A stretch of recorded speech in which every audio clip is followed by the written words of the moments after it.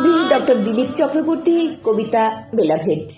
সুদূর অতীতে মার্কিন সাম্রাজ্যে এক কালো মেয়ের দমবন্ধ করা শোক আর দুঃসহ স্মৃতির কাহিনী এই কবিতাটি।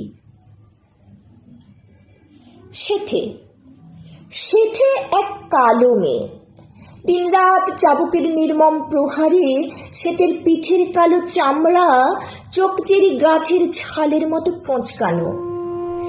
সেতের শিশুকন্যা বেলাভেদ তার ছোট দুটি হাতে জড়িয়ে ধরে সেই চোখচেরি গাছটাকে বারে বার। বিনিদ্র রাত, অমানসিক পরিশ্রম, অমানবিক অত্যাচারের স্মৃতি অহর্নিশি তাড়া করে বেড়ায় সে থেকে। হিংস্র নেকড়ের দাঁত, নখের আঁচড় তার সারা শরীরে, ওরা একে বলে সহবত। সেথের মেয়ে বেলাভেদ পোড়া রুটি ছাড়া আর কিছু খেত না কোনোদিন।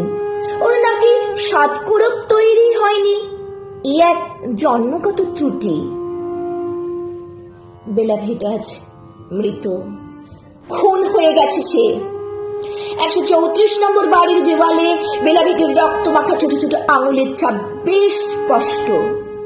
বেলাভেদের গলা কাটা লাশ কোলে নিয়ে বসে আছে তার কালো মা সেথে। সেথেই মুক্তি দিয়েছে তারই কালো মেয়ে বেলাভেদকে।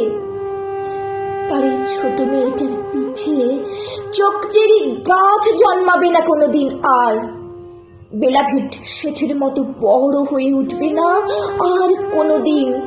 সে বেঁচে থাকবে শুধু তার মায়ের দুঃসহতম স্মৃতির গভীরে, আরো অনেক গভীরে।